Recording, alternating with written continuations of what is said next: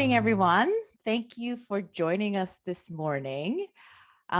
This morning's topic is not a topic that we usually talk about, but nevertheless, it's an important topic to chat among us. And we're happy to provide this platform for everybody to have these conversations because we feel that it's important to raise awareness and help someone. So if we can help someone, just one person today, then we're very grateful we've done our job.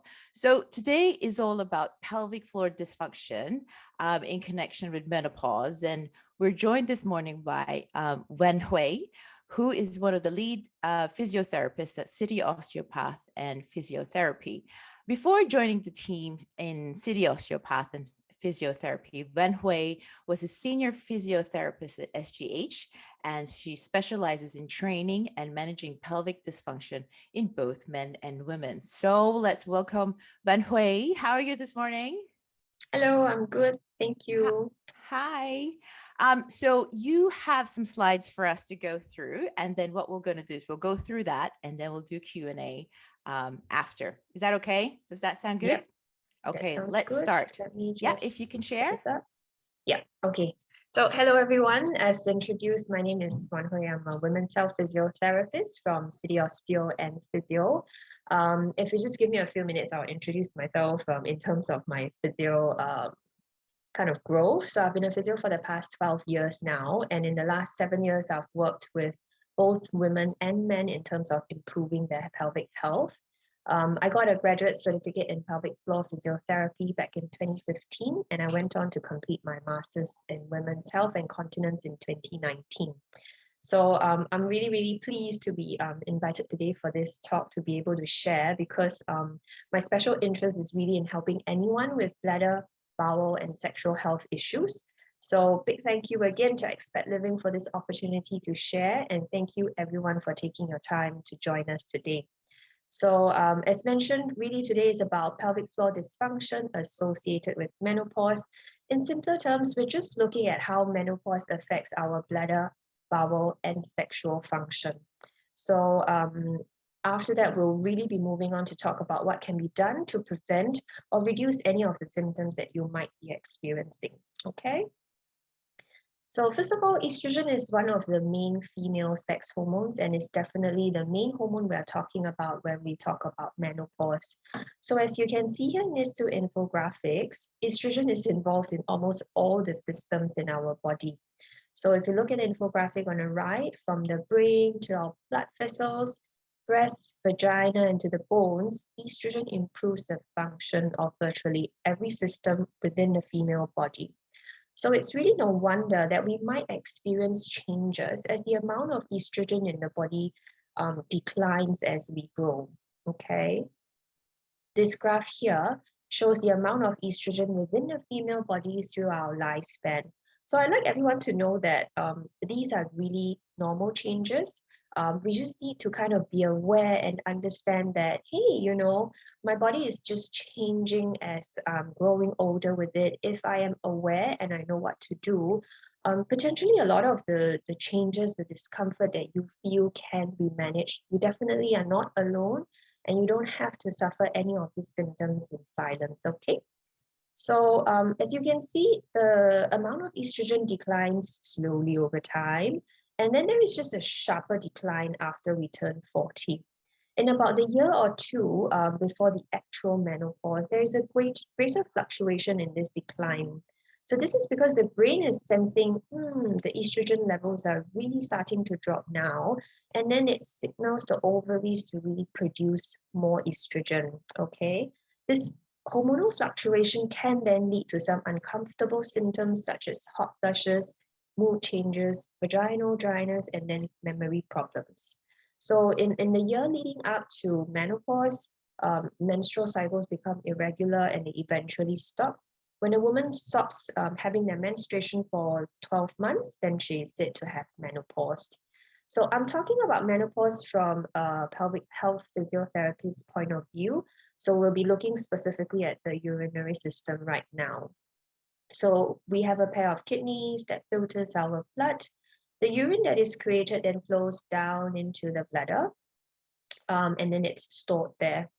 A healthy bladder will then alert us that we need to go to the toilet when there is round about 250 mils of urine. And then it allows us to decide when is a convenient time to visit the toilet. Okay. So in other words, a healthy urinary system does not interrupt our daily activities with sudden urgencies, does not leak urine, and should not experience more than 2 infections a year. So how does estrogen, play a part in this normal functioning of the urinary system? So it keeps the urinary system healthy by maintaining the lining of the bladder and the urinary tract. This lining is quite amazing. It has a natural antibacterial function, and it also protects the bladder from potentially irritating substances that we might consume that can cause sudden urinary urgency. Estrogen also maintains the thickness of the urinary tract so that the muscles, can you see my laser pointer? So that the muscles here in pink can actually help to keep the urinary tract closed so that urine doesn't leak in our daily activities. With reduced estrogen, some women then develop something called stress urinary incontinence. So this means that urine can leak with certain activities where the pressure within the body builds up. So if you look at this infographic here, the top says normal bladder. So this is one where perhaps, estrogen is still sufficient, and then the urinary tract, the walls of the urinary tract are still nice and thick. The muscles are nice and strong. So when this lady is sneezing and pressure pushes down on the bladder, the urinary tract stays closed and no urine leaks out. So if you look at the bladder at the bottom, so this might be what happens if there is decreased estrogen within the body. The walls of the urinary tract can start to thin out. Now, if this is in combination with the fact that the pelvic floor muscles are not strong, then you will find that, as this lady sneezes, increase in pressure presses down on the bladder, the urinary tract might not be able to stay closed. So this is when you might find that the urine might leak. So I understand some of you might be going for classes where you might do things like run and jump. And if you find, why do I feel like I need to run off to the loo?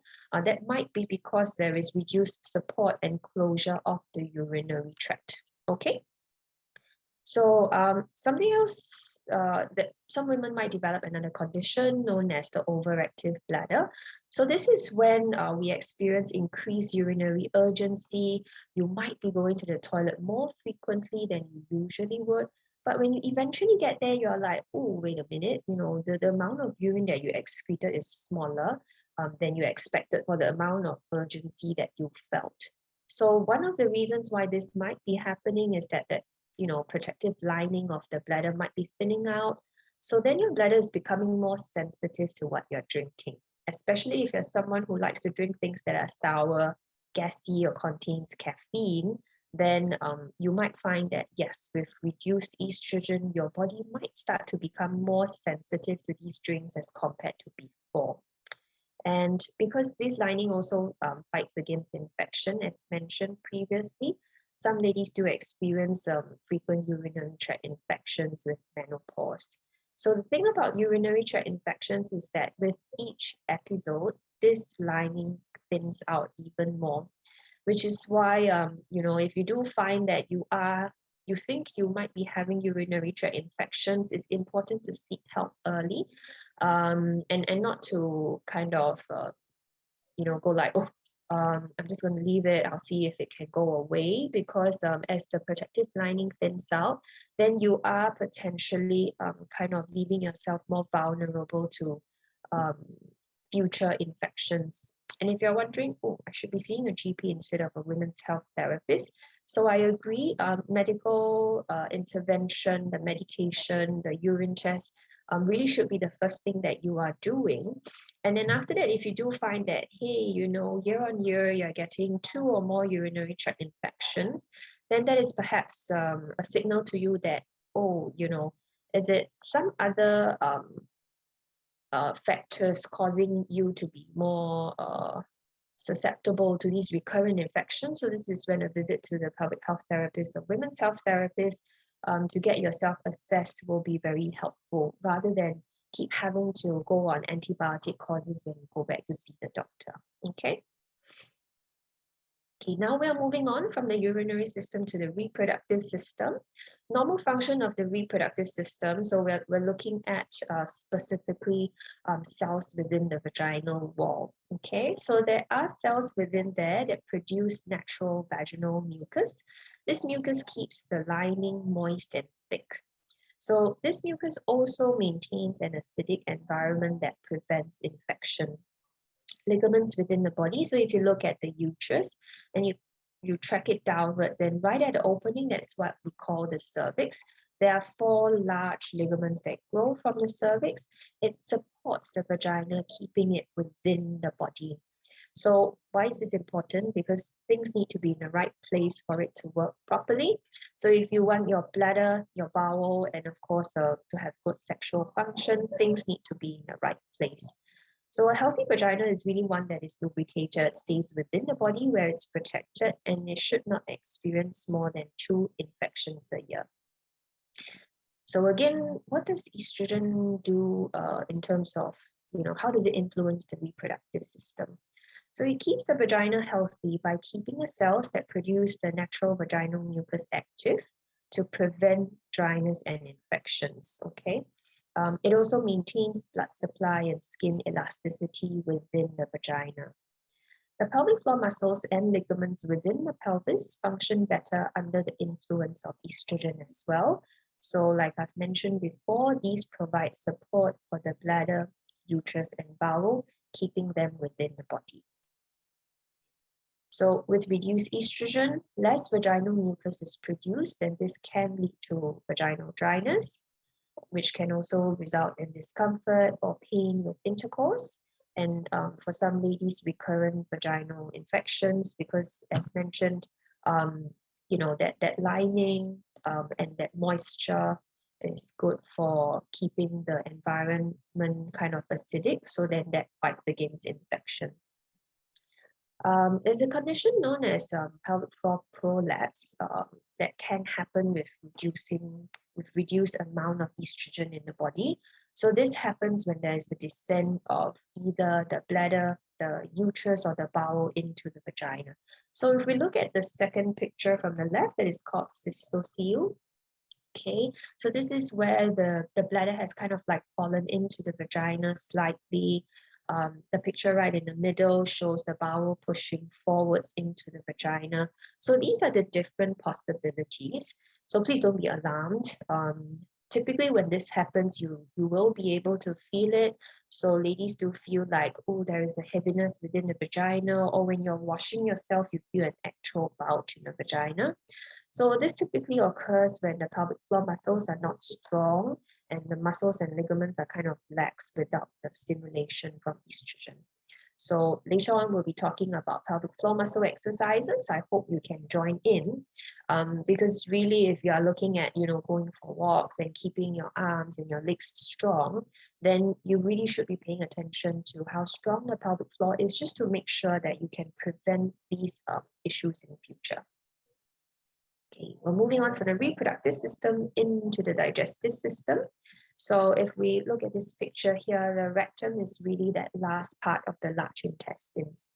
So food that we eat is digested, and then the waste material enters the large intestines where excessive water is removed.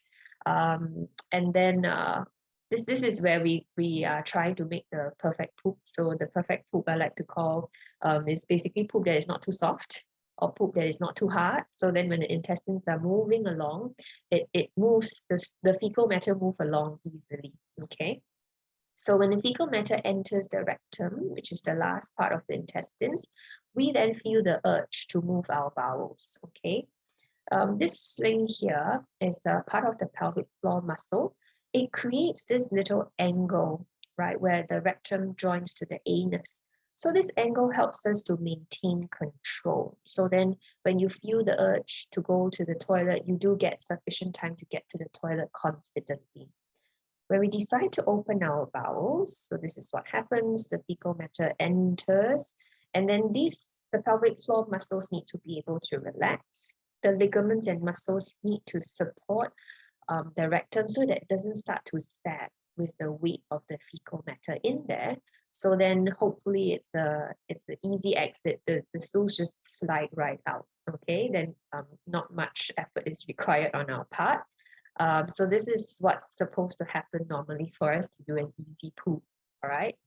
So again, what might happen if there is reduced estrogen is that there can be reduction in support. So if you're looking at this picture, you know, the large intestine seems fairly well supported. And then again, you see that little turn before it joins down to the anus. With reduction in support, because, you know, if the ligaments and the muscles are becoming more lax due to less estrogen stimulation, then this can be what might happen. It might droop slightly. And then you can imagine, ooh, instead of an easy slide out, the poop almost has to do like 2 U-turns before it escapes. Okay, this can make it like you might find that, oh, I'm spending a bit more time just trying to get you know, the bowel action going, or you might find like eventually it develops kind of into some sort of like a constipation. All right, so we seem to, you know, have been talking for like, I don't know, the past 19 minutes or so about a lot of doom and gloom, but I assure you it's not. So from here on out, it's really just stuff that you can do. So it's important that you understand what is normal function, what is not normal function, and how the reduction in estrogen in the body might be, you know, causing certain changes. And therefore, the right thing to do is to understand how to respond to these changes so that we can continue to engage in the activities that we like. Okay, then we don't just accept that, oh, this new discomfort is going to be my new norm. All right. So what is the first step we can take in terms of keeping the bladder healthy so then, you know, it doesn't interrupt us in our daily activities? So one really simple thing to do is to make sure you're drinking enough water. And because we are all unique, the amount of water that I need is quite different from the amount of water that you need. The most accurate way of understanding whether you've had enough water is to look at the color of the urine that you produce. Okay, so this picture here on the right, you have, you know, numbers from 1 to 8. Generally, the urine that we produce in the day should look like, you know, number 1 and number 2. And if you're starting to find that, oh, the urine that you produce starts to look anything from number 3 onwards, then that is a kind of like a sure sign. Your body is telling you, oh, okay, you know, perhaps it's time to be drinking some water. For those of us who take vitamin C, not tablets, but the effervescent tablets, the fizzy drink, you might find that your urine is a bit more of like fluorescent yellow. So then you might want to have a look at the color of the urine before you take your vitamin C tablets. Okay, and number 1 and number 2, typically you really only see in the daytime. So if you've woken up at night, or this is the first time you are passing urine in the day, and you find like, oh my goodness, the color is number 4, please don't be too alarmed, because the kidneys naturally concentrate the urine that we produce at night. This is to make sure that it doesn't disturb or interrupt our sleep too much. Okay, so only in the daytime. Some people say like, it's such a strange habit. I don't actually have a habit of looking before I flush, but it actually is good for health. Okay, just to make sure that you are drinking enough water. So before you flush, if your toilet bowl is white, just have a look, and then you know if you need to head down to the kitchen to have a glass of water. All right. Moving on, limiting the amount of drinks that can potentially irritate your bladder is helpful as well. So remember, we were talking about, oh, you know, the projective lining of the bladder might be thinning. So then drinks that didn't used to bother you might make you a little bit more urgent. You might need to visit the toilet a bit more often. So what is the right response to that? Really is to just find out what irritates your body. And then whatever is irritating to the body, you just reduce. That's all. Okay. So things that can potentially be irritating can be caffeinated drinks. So green tea, unfortunately, is caffeinated as well. Yeah, so I think the best thing to do is just really to look at that the drink, the tea pack and go like, is it caffeinated or not? Alcohol is something else that can irritate the bladder and signal for the kidneys to create even more urine. Drinks that are gassy and acidic juices like tomato, lemon, lime, and orange juice can irritate the bladder. So even though I say they can irritate the bladder, everyone is different. So your bladder might not react to these drinks like that at all. So if you do think that, I think my body is starting to change, I think there are certain drinks that irritate my bladder, but I'm not sure which ones they are, please don't eradicate these drinks from your diet. I'm really one for living to eat, living to drink. So the easiest thing to do really is to have an assessment by a women's health therapist with a bladder diary, so that we can accurately tell you like, oh, you know, your body seems to be sensitive to hot chocolate and not at all to orange juice, for example. Then you can continue to enjoy your daily morning orange juice. And then what you might do with your hot chocolate is that you might have to understand that, yes, if I want to have my hot chocolate, I need to know where the toilet is within that hour after the hot chocolate, so then I can get to the toilet in time if that is what's necessary. Okay, so you definitely can be enjoying all the drinks in moderation, but if you do find your bladder is more sensitive, and if urinary control is something you're not confident with, then have a women's health therapist do an assessment with you. Okay, moving on. Healthy toileting habits can be very important in terms of maintaining your bladder health. So I like to say avoid just in case weeing.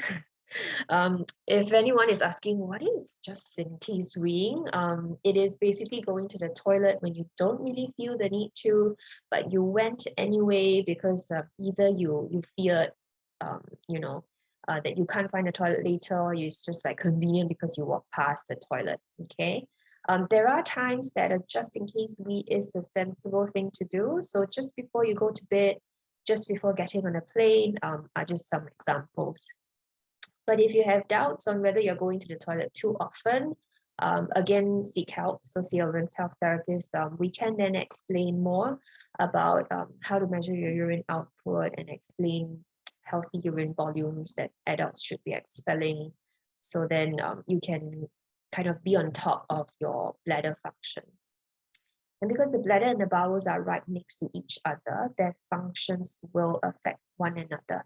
So as you can see in this cute little cartoon drawing, if your bowels are not clearing well and fecal matter is building up in the rectum, it will compress on the bladder, causing irritation.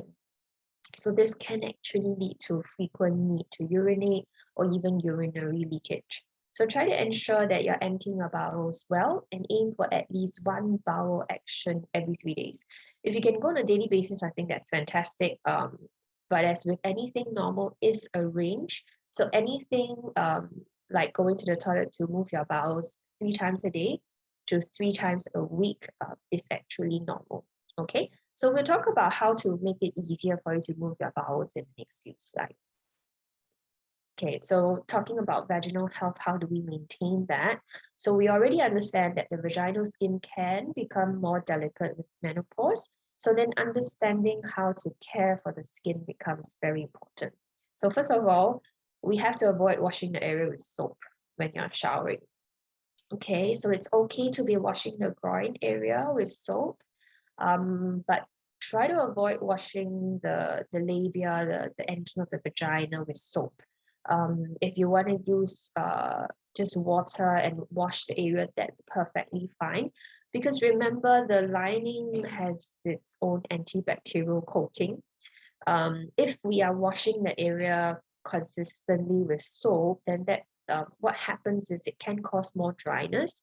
And then the dryness eventually leads to a reduction in the good bacterial count. So who is supposed to live there? Lactobacillus is supposed to live there. And lactobacillus this bacteria is basically the bacteria that helps to keep other nasty bacteria or yeast at bay. So I do understand that some ladies go like, oh, I've had an infection before. It was horrible. I don't want to have it again. So then they go to the pharmacy and they pick up like feminine washes. As of now, the gynecological world, the doctors are all kind of in agreement that excessive washing of the area can result in ladies becoming more susceptible to future infections. So I think this is a good point to note. If you are experiencing dryness, then a non-hormonal vaginal moisturizer like this one can be helpful to improve moisture levels, to make you more comfortable. It also makes the area more conducive for good bacterial growth. So if you do experience recurrent vaginal infections and you've tried everything, but you haven't tried vaginal moisturizer, then it's something that is worthwhile to try, okay? Because these moisturizers are not expensive. And if you experience pain or discomfort with intercourse, using the right lubricant for you can make a big difference. So there are many lubricants available in the market. There are water-based, silicone-based, oil-based, even hybrid types. But I'll be specifically talking about water and silicone-based today. So water-based lubricants are easily available. They kind of look like that. You can find them in the supermarket. But if you find you are using them, but they seem to kind of dry out fairly quickly, you are getting that uncomfortable dragging sensation at the skin, then perhaps a silicone-based lubricant like that can be helpful. The interesting thing about silicone-based lubricants in Singapore is you typically find them on adult sites or adult shops. You might not want to go there yourself, so incidentally, I found that they are available on Red Mart. So if you order your groceries from Red Mart, you can look for like a silicone lubricant from there. Just have it delivered to your house if you need them. Some ladies find a stinging sensation after intercourse if they've used a water-based lubricant. If that's you, then it might mean that you're more sensitive to water-based lubricant. So then in that case, a vaginal-based lubricant, a silicone-based lubricant or oil-based lubricant might be more suitable for you. But as with anything, you just need to make sure that you're not allergic. So if you've used silicone scar cream and you've had a reaction to that, then it's unlikely that you are going to be suitable for the silicone-based personal lubricant. Okay. There are also a lot of scented lubricants that promise to give you more sensation, warmth, or tingly sensations. These are typically created by adding chemicals into the lubricants. They can have the potential to irritate delicate vaginal skin, so try to avoid those if you can. Does anyone have any questions in terms of where do I put the lubricant? Okay, if you do, then basically these are the areas, so I've highlighted them where you should be applying the lubricant. So with each spot, you should basically be applying maybe like a pea-sized amount on your finger, and then be applying that on your body. And then don't forget to apply it on your partner as well, especially if you do find vaginal dryness is an issue, because discomfort with intercourse kills your arousal, and then that just results in more dryness. Okay, so the right kind of lubricant, applying it on the right place and in the right amount is important. All right. And if you actually do experience discomfort or pain with intercourse, I find communication with your partner is very important, because then it kind of sets the scene. It reduces guilt for everyone. Sometimes the poor men feel upset, and they fear hurting you, and then they don't initiate, and then you might be like, oh, you want it, but then you are also fearful, and then problems in the bedroom can translate to relationship problems as well. So I do find that communication is typically key and it's more or less the first step, really. So what do you talk about? Basically, you talk about what you're feeling, you talk about what is comfortable and pleasurable, and then you give your partner an opportunity to explain what is comfortable and pleasurable for them as well. I think it's also good if you can discuss the words that you will use if you do feel a need to slow down, or you need to top up the lubricant, or even stop completely. So then you can actually feel safe in terms of trying new things. Okay. But otherwise, trying different positions can be helpful. Humans are creatures of habit. Sometimes you might only kind of like go to those one or two positions and you're like, oh, but they're not the most comfortable. What now? Is sex off the table? No. So you kind of need to try different positions. But because every couple is unique, the factors that might be resulting in your discomfort is different as well. So there isn't one position that I would say is like, going to be 100% comfortable, so you should use it. But typically, if the woman is on top and in control of the speed and the depth of penetration, that typically is very helpful. And if you've tried all the strategies and you still have discomfort, it's not the end.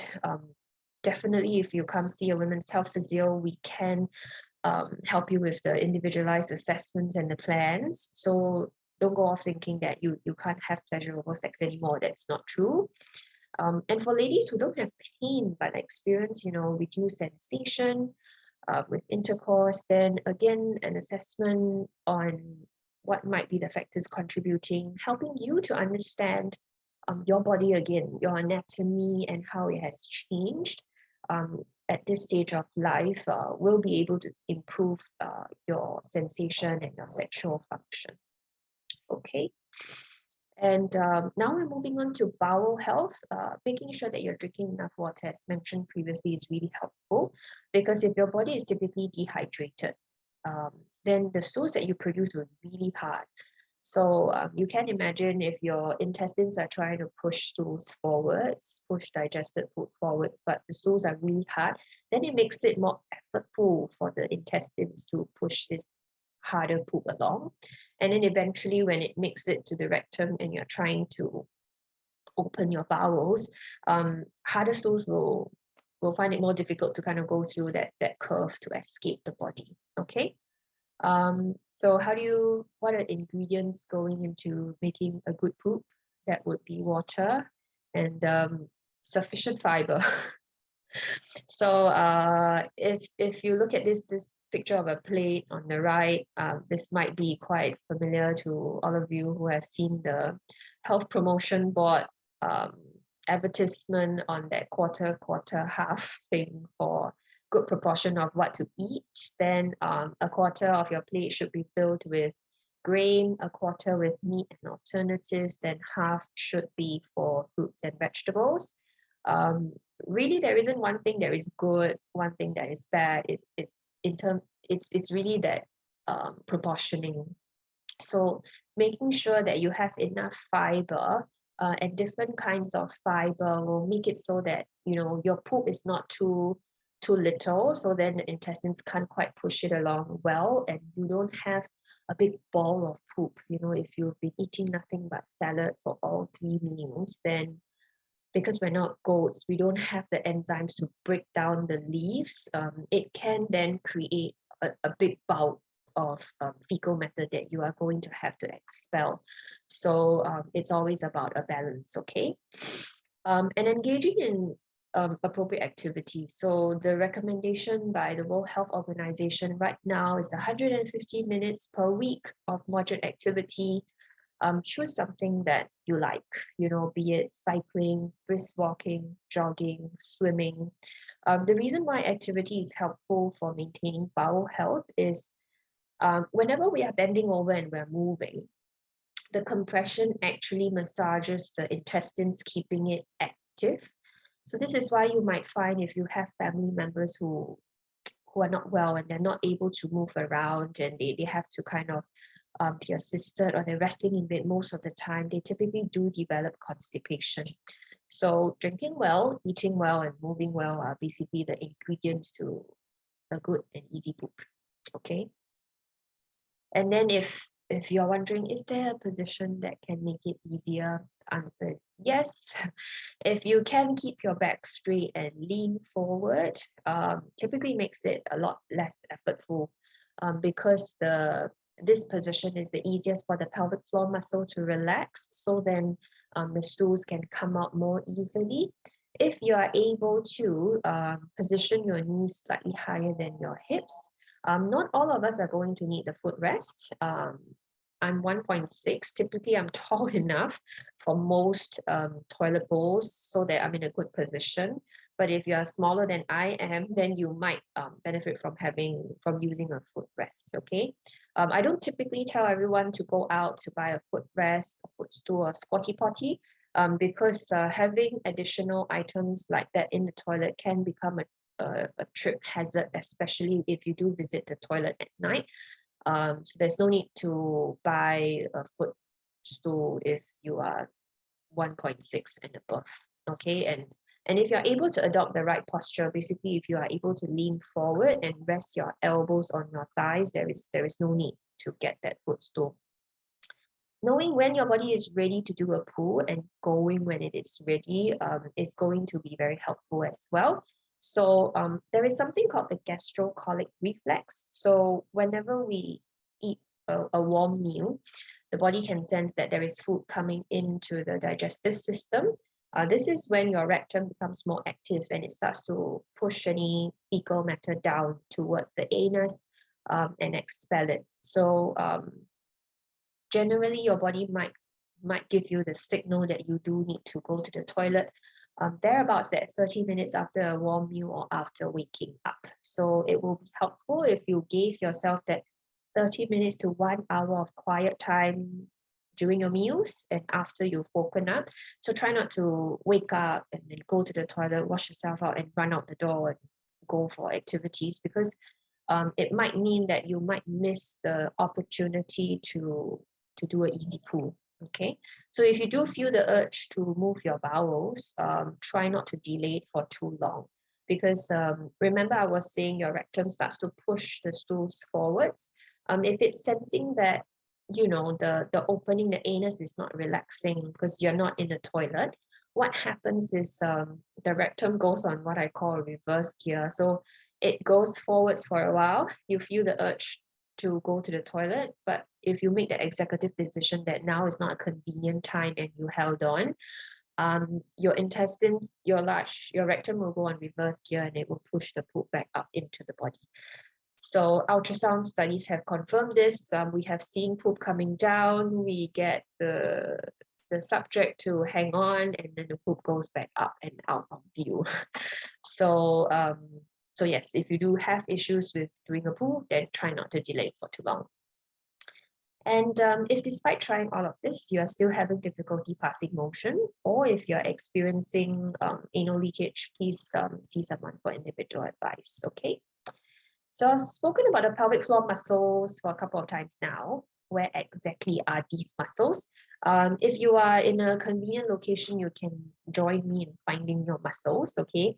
So if you put 2 fingers on your belly button, and if you walk your fingers downwards, you will come to a point where you meet a bone, okay? So then that is the pubic bone at the front.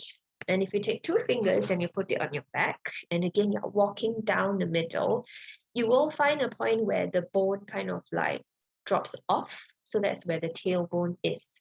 All right, so the pubic bone in front and the tailbone at the back, right between these 2 spots, really is that sling of muscle. If you look at this picture on the left, so that is where the pelvic floor is. Okay, so you can take your hands away from your body right now.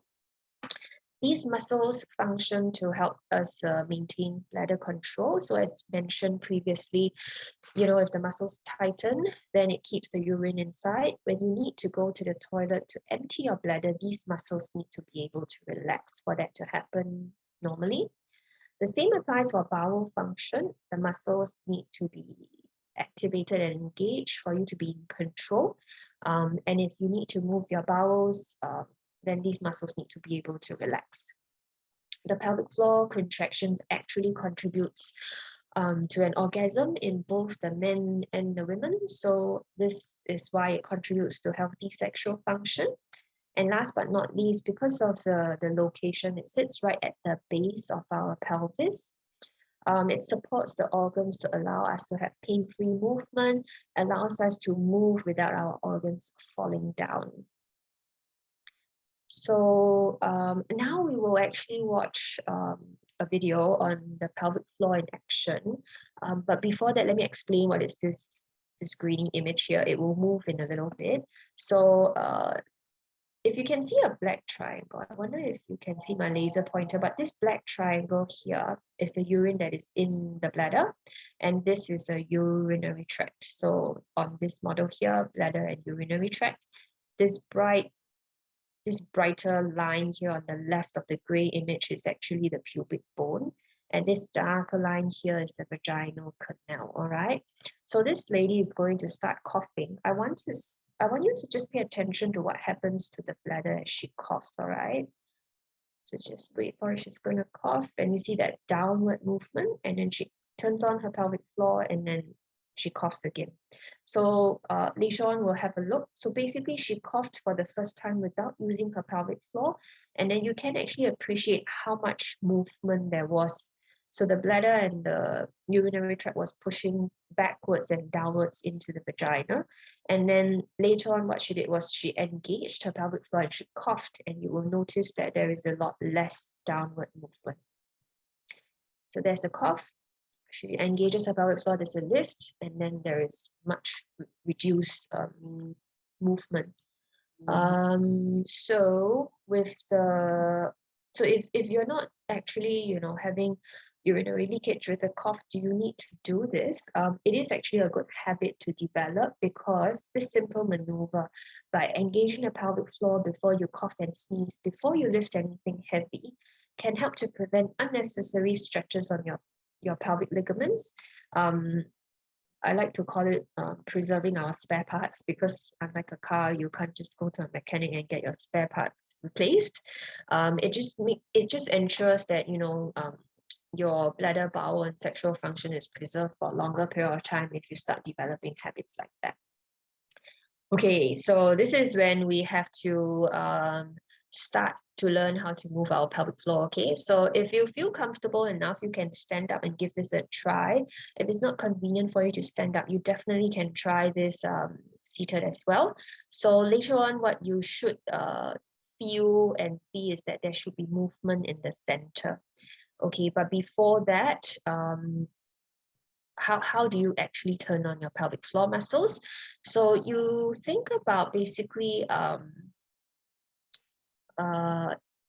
think about like you wanting to stop the urine flow halfway.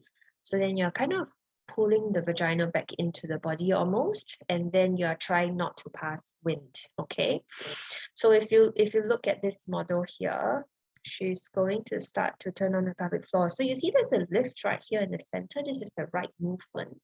And she's going to start doing something else. So she's squeezing her buttock muscles together. That's the wrong movement. Okay. So if whether you are standing or you're seated, I'll just get you to put one hand kind of over your anus gently. You're not going to press in. It's just there to feel. Okay. So make sure you're breathing normally. Don't change the way you're breathing. So tighten around the anus and relax gently. If you're doing it correctly, you should feel like your anus lifting into the body. Okay, now combine that with the feeling like you're trying to stop the flow of urine. You should feel the same movement. Okay, if you got it correctly, you should see no outward movement. You should be breathing normally, like I'm doing it, but I'm still able to speak normally. All right. And then I understand you can't see your own bottom, but then you should be able to feel that lifting where your hand is. All right. You can actually do a quick test. So I say it's a test. So this is not how you should typically do your pelvic floor exercises. But while you are passing urine, you can do this movement and see if the urine flow stops. If it stops immediately, that means to say you got the movement right. Okay. So just take this moment just to give it a few more squeezes. See if you can breathe normally.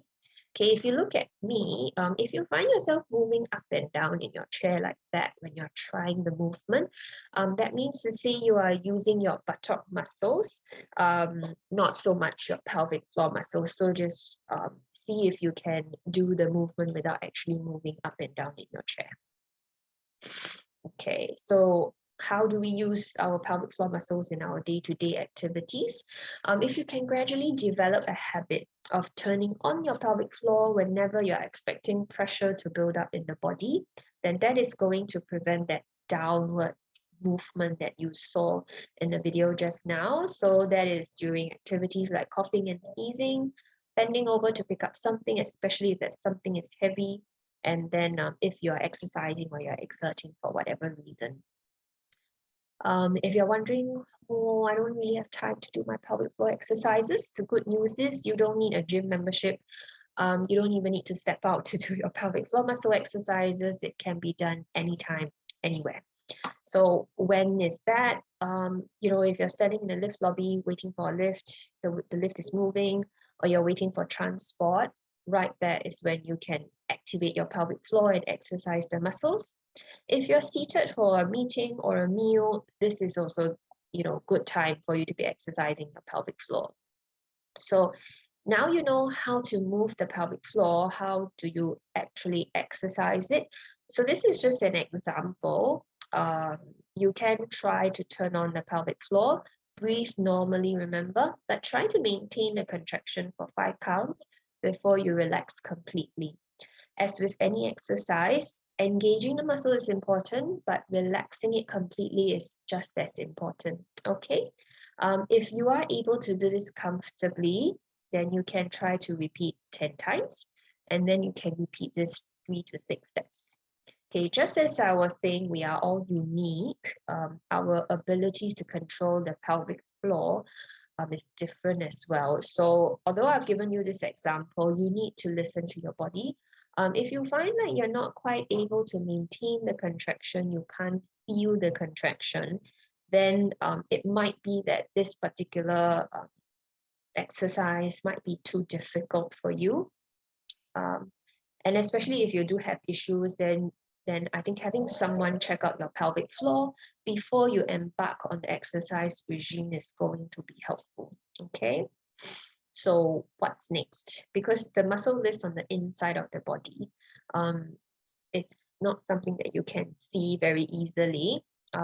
If you do find that you have symptoms that I've spoken about, and you're not quite sure, you're not quite able to stop the urine halfway, you're trying to hold on, but you can't do it without holding your breath, then perhaps coming in for the pelvic floor screening will be very helpful for you.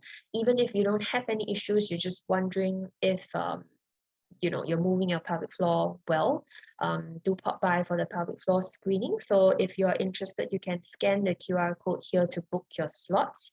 So I'd just like to explain a little bit about what we are going to do during the screening. If you can arrive 10 minutes prior to your appointment slot, that'll be fantastic, because I will be using a screening form. So you will be asked many specific questions on your bladder function, your bowel function, and your sexual function.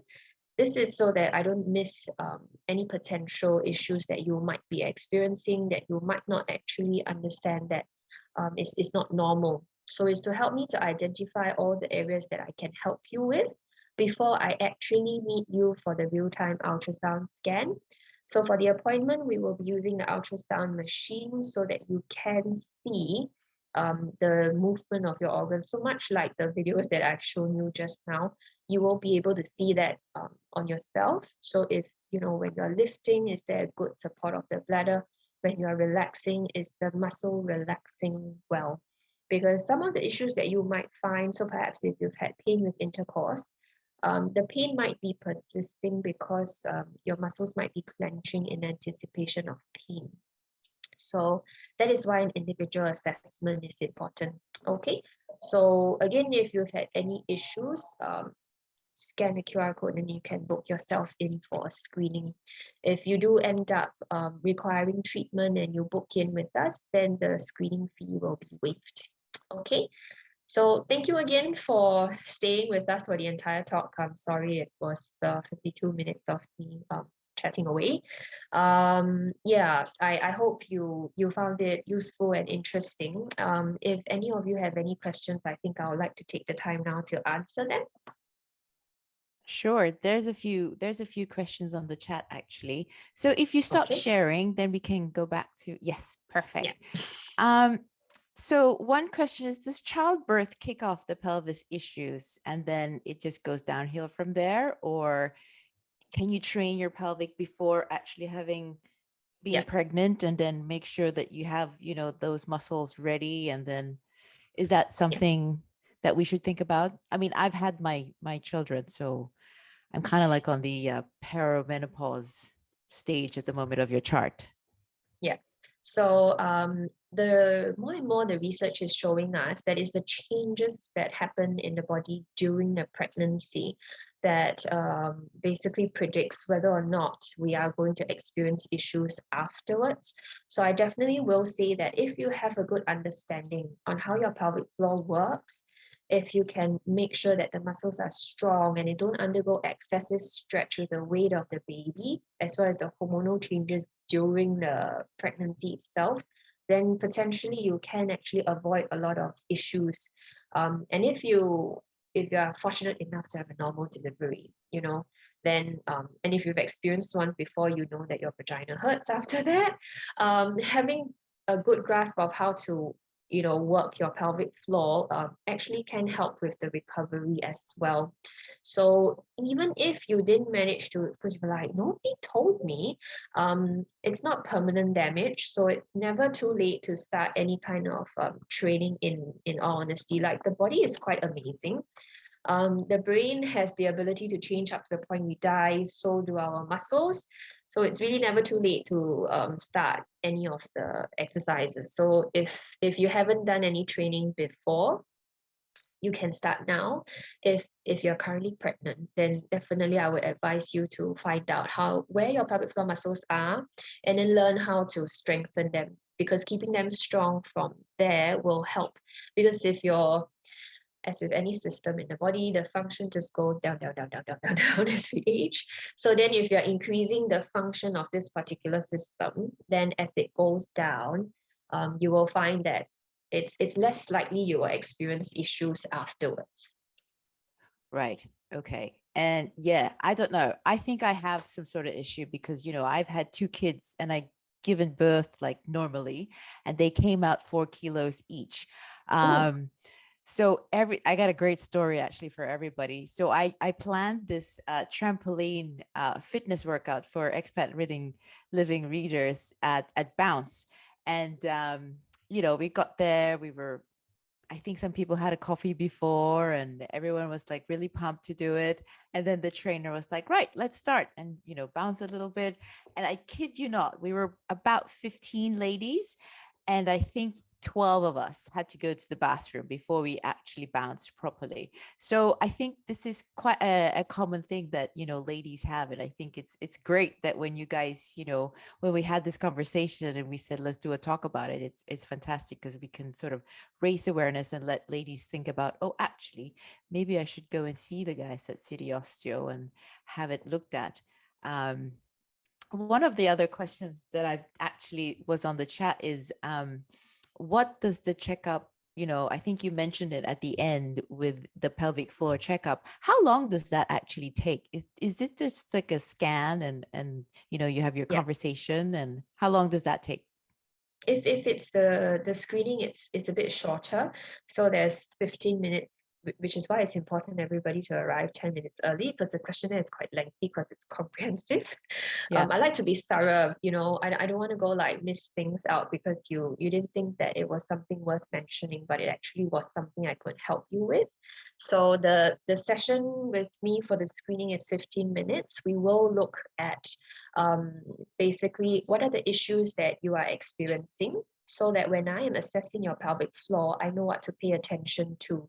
So if it's coughing and sneezing you're struggling with in terms of urinary control, then we're not looking just at the strength, whether or not you're able to engage and disengage with the muscles, but we're looking at basically are you able to engage the muscles on a breath out? Because that's what coughing and sneezing is. Many ladies can hold their breath and engage the muscles, but when I get them to speak, you can see the muscles just melting away on the screen. So it's a lot of stuff that we are looking at, and what guides me is really what I see on the screening. Yeah. So even if you're coming in for the screening, it's not a cookie cutter screening. It's really specific to what you're experiencing. Yeah. And I suppose you also discover things which, the lady was not aware Yeah. during the screening as well, which is good. Okay. Vaginal moisturizers. Can you buy that over the counter in Singapore? They are harder to find, I'll be honest, because I was trained in Australia. Yeah. Some of my colleagues are trained in the UK, and we were like, they're available at Boots. I could get them from Chemist Warehouse. But it's harder to find here, but I must say it's available. So if you went to Watson's Guardian, under the brand Vagisil, they do have certain vaginal moisturizers. You just need to be very careful not to pick up a vaginal wash or like a cream meant for yeast infection, because those creams can be a little irritating to the vaginal skin. But otherwise, I must say, these are more available at women's health clinics. Okay. So And they would I know, yep. they would prescribe that to you and you can buy it over the pharmacy, or you can buy it from them. So you can definitely buy it from them. Even from the pharmacy, no prescription is required, because we're not doctors, so we don't issue or we don't prescribe anything that has hormones in it. So even if unfortunately you do have an oncology history, or if you had some, um, you know, breast cancer or stuff like that, this is perfectly safe for you to use as well. Okay. Okay. And what about those female vaginal special cleansers? Are they just kind of like you know, a marketing thing, or do they actually work, or do you need to use them? Yeah, so there is definitely a time and place for these things, because otherwise they wouldn't have been created, I hope. But currently, as with all the urogynecological conferences that we go to, the consensus is still, if you don't quite have active bacterial infections, these washes are not quite necessary. So it's really, sometimes I do find marketing definitely plays a part. So if you are healthy, but you kind of just have some dryness, or you've had a once-off infection, the vagina is not a dirty place that you need to kind of like wash out with soap, because as mentioned, we produce our own natural antibacterial coating. So if Yeah. you are to keep washing it off, then you are going to have to rely a lot more on these washes to keep it clean. It's a bit like the lifts that have this antibacterial coating for COVID, and they say, please don't poke at it with like hard things. It's similar. So you are capable of producing your natural antibacterial lining. You just need to know how to help it to flourish. And that is by, keeping the area dry. So wearing cotton underwear, don't wear liners and pads if you don't need them. And if you do wear them, just change them regularly. And the area definitely doesn't need special soap. It's Yeah. just water and cleaning is good enough. No, because I think, in Singapore it's so hot and everyone probably thinks, oh, I should also like wash down there and wash everywhere and wash maybe twice a day, 3 times a day, that kind of thing. Yeah. One question was, if instead of washing with soap or those vaginal cleansers, if you, Mhm. wash with them, um, can oil be used for cleaning the area of the vagina? Is that So recommended? oil can be used for massages and stuff like that, but there are cleansing oils for the area. I would say number one is a personal preference. Number two is really how your body is responding to it. I'll be honest and say, if you haven't had children, your body is probably very tolerant and resilient. And if you wanted to buy washes that have like prebiotics in it because you think that's going to be helpful, there are washes that have glitter in it because people think it's nice, or have special fragrances just before you engage in intercourse. I think that's okay. But you just need to be very in touch with your body. If your body has changed, right, and has responded to you in a sense that you've washed and then you go like, oh, it's a bit itchier, or you've washed and then like it's still not comfortable, it's dry, or you've washed and you've gone like, oh, every year I have infection, despite the fact that you're washing. Your body might be telling you, look, I don't really like what you've been doing to me, and perhaps it's time for a change. So I don't think there's a clear-cut yes or no, like there isn't like, oh, if I've washed, I've done permanent damage. There's definitely nothing like that. But you do kind of need to be able to understand what your body's telling you and how, and respond accordingly. Okay, perfect. So let's talk about lubricant. So, I mean, you've spoken about the lubricant, and it seems to kind of kill the moment when you kind of have to just, oh, wait a minute, I just have to put it on, and then, and then continue. And then, it kind of goes like, oh, kills the moment. When do you actually put it on or put it in? So the interesting thing is, I would like to say, don't be afraid to have conversation with your partner. And if both of you can have an open mind, foreplay is really when the lubricant comes into play, to be honest. Not like when everyone is ready, he's aroused, you're aroused, and you go like, pause, because we all know that doesn't work. And I think especially for women, we are fairly easily distracted. So once you are kind of into it, so stopping can kill the moment. So I would say, if it's going to be, there's going to be wine, it's going to be a romantic night, then strategic placement is important. So just make sure you take it out of the pack. Make sure you've removed that aluminum seal already, so then it's not like difficult to reach. And then discuss what both of you are comfortable with doing. Is your partner more comfortable with you taking the lead because he feels he might not know your anatomy very well, or is it the converse? You feel your partner knows your anatomy better. But if that is you, I encourage you to see somebody to get to know your anatomy, because as we age, the body changes. It can become more sensitive in certain areas, less sensitive in others. Then you might find your usual routine just does not feel the same anymore. And then, intercourse can be a bit of like a chore. So yeah, it typically happens not right before the penetration, but it should have come into play before that. So then it's not an interruption. It should be kind of like part of the process.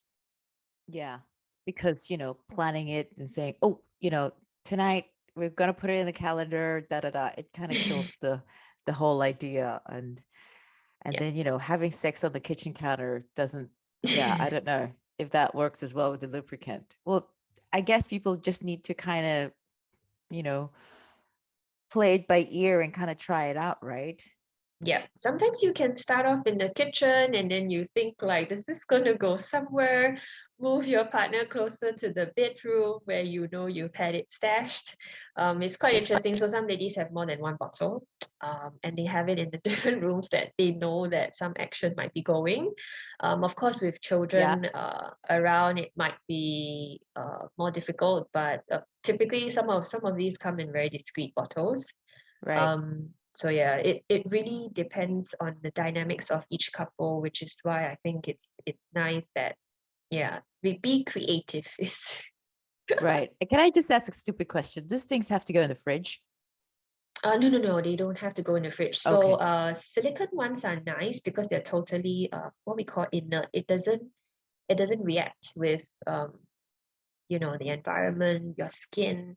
But that's it. I do know of some people who do have allergies to silicone. So if you've ever used a scar gel, typically those are silicone based, and you've kind of broken out in a rash, then consider something that is more oil based if water based hasn't worked well for you. Okay. And what is Kegel exercise? Did I say that right? Yep. Kegel exercise. Yeah. One lady is asking, other than Kegel exercise, any way we can cure the urine leakage issue? I tried Kegel exercise, but I'm not sure if it's correct. So Yeah. what is that? I don't know what that So is. Kegel exercise. So Kegel is an American guy who decided to name the pelvic floor muscle exercise. So what you did just now was moving the pelvic floor. How you exercise the pelvic floor really depends on, you know, when your pelvic floor is not working well for you. So if you Google pelvic floor muscle exercise, it's typically shown concurrently with exercise of another part of the body. So you might see a lady lying on her back, she's lifting her bottom into the air, and then that might be what you're seeing. But that's actually what we call a bridging exercise, because if someone took a picture of a vagina and put it on the internet, that might be more like porn. So then that's why there is this common misconception that pelvic floor muscle exercise is something that you can see from the outside. So yes, if I was staring intently at your bottom, I will be able to see some movement. But if you were sitting right next to me on the train, for example, there should be no outward movement. So Kegel exercise and pelvic floor exercise are the same thing. Your therapist might be teaching you to do it in different circumstances because of your different needs. And if and Kegel exercise is not like the be all end all. If you have urinary control issues, there definitely are other options. So exercise is one way, and then the other things that we look at generally will be body weight management, if that's an issue at all. So some ladies are too slim, don't have enough muscle mass, then we do general conditioning as well. So we do see a lot of ladies coming in with BMIs of like less than 18. Typically, that just means to say there isn't enough muscle mass in the body. Yeah, and then you have the other end of the spectrum where because of COVID, you haven't quite been able to get out, and then you're finding that you're kind of like putting on a little bit of weight. The additional pressure sitting on the pelvis is going to press on the bladder, which will make it harder for you to stay in control. So weight is something we look at. And then other things are basically, is there something we can do while your body is strengthening up? Because unfortunately, if you do the exercise today, you're not going to see an improvement by tomorrow, right? Because the muscles need like 4 to 6 weeks to be able to kind of grow larger and become stronger. So in this period of time, we might look at, are there support pants that you can put on to help you while your muscles are strengthening up? Or if you're dexterous enough and you're open enough, then there are kind of like silicone inserts that you can put into the vagina to provide the urinary tract more support. So then when you're doing things like coughing and sneezing, the urinary tract is not opening up. But yeah, so that's just conservative management. If you went to a urogynecologist, a urologist, they might actually offer you surgical options. So then you've got like or taping and stuff like that for people who do find that the quality of living is terrible. But whether or not you decide conservative or surgical treatment, pelvic like giving yourself a good 2 to 3 months worth of like intensive pelvic floor training, where someone has actually looked at you and go like, yes, this is the right thing to do. That is the standard recommendation of all the kind of international bodies looking at women's health. So always exercise first, because if your muscles are thicker and stronger, your surgeons are going to have something better to work with when they're doing their stitching.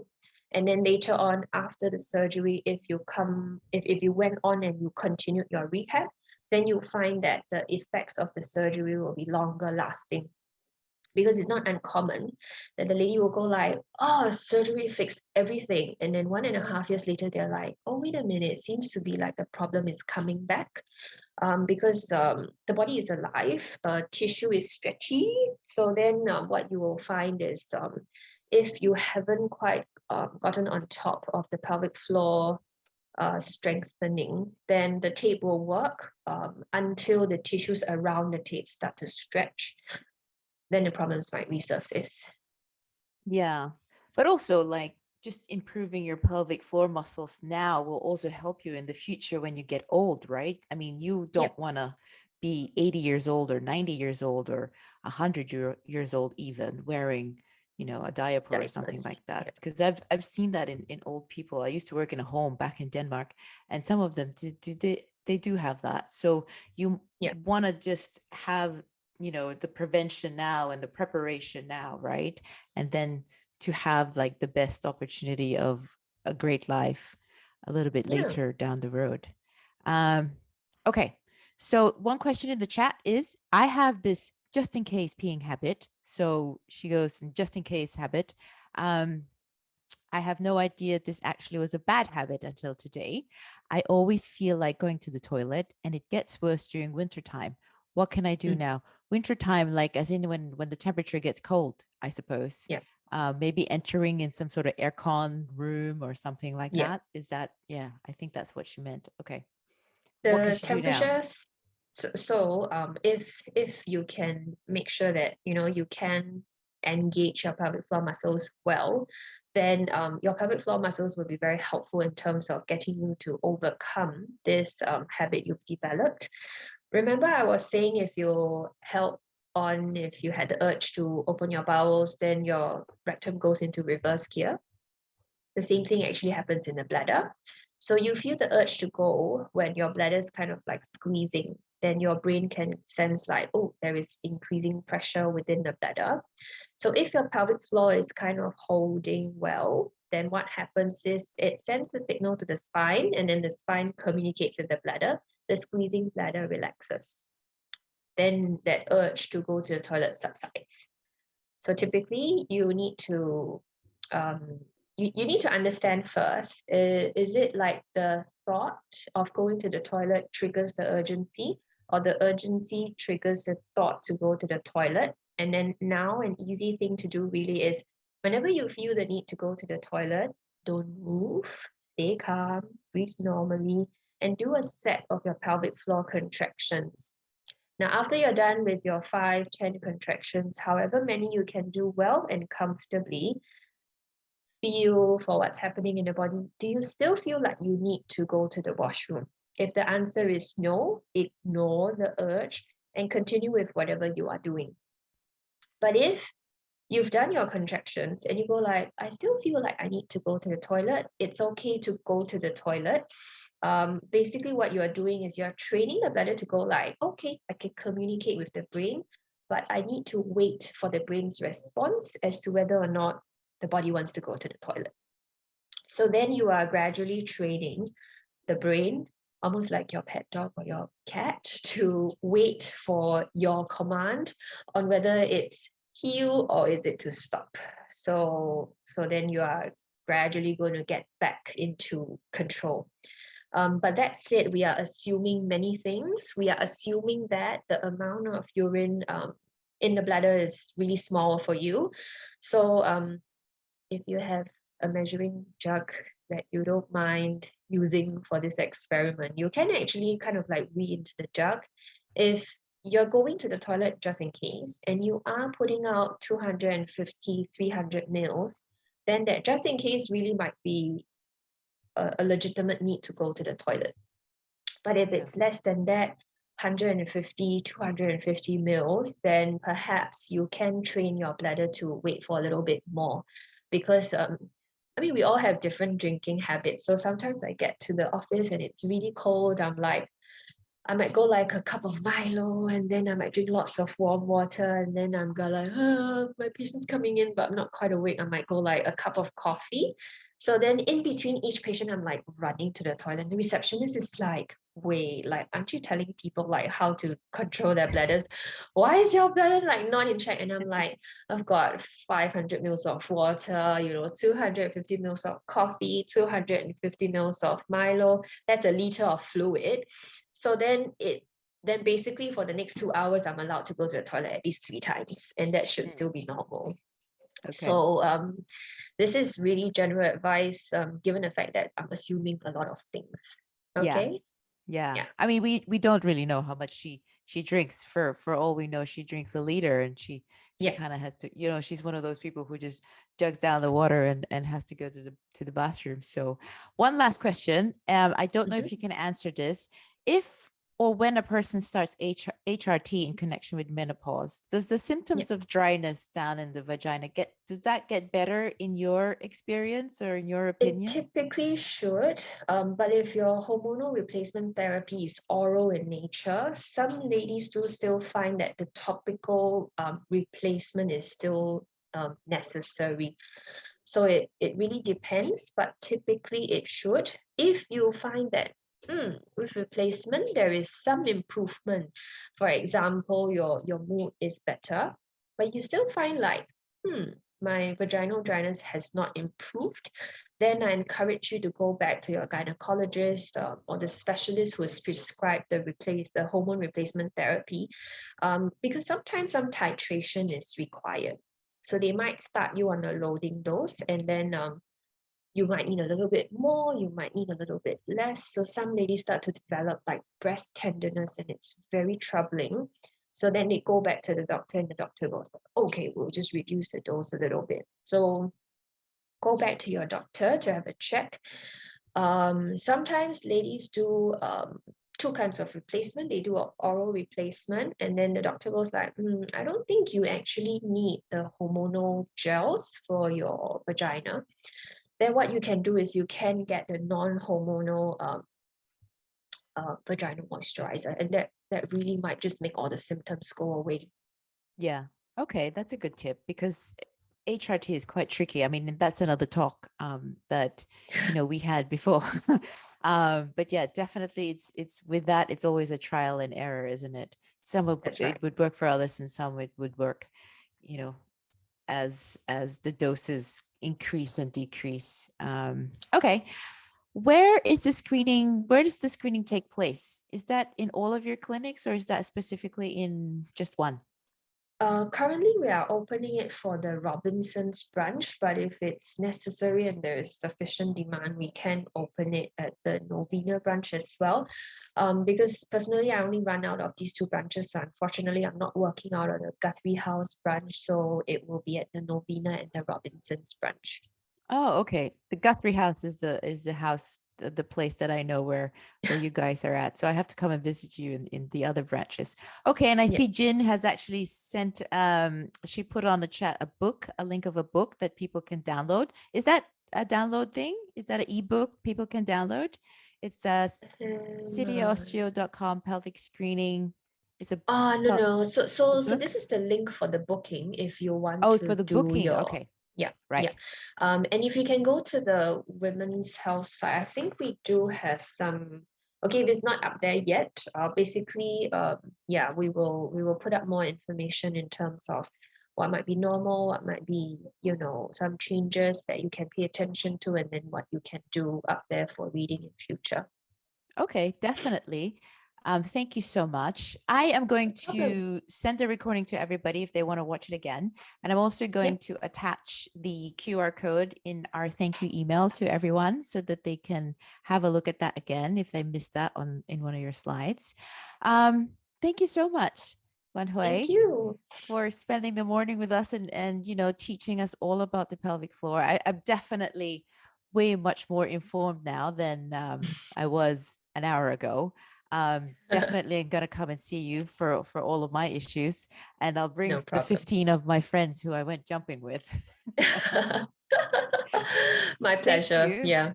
Thank you so much, Okay. Thank you everyone, for so much, joining us. everyone. Next week, we're talking about dengue. As everyone knows, dengue is on the rise in Singapore, and we're going to talk to Dr. Lim of IMC to just chat with us on how we can prevent it, and if we do get bitten by mosquitoes, how we can take care of ourselves. So it's a big thing. So we'll talk about that the next week. But for now, have a great day and a great rest of the week, and thank you for joining us today. Thank you. Bye, Thank guys. you. Bye bye. Bye.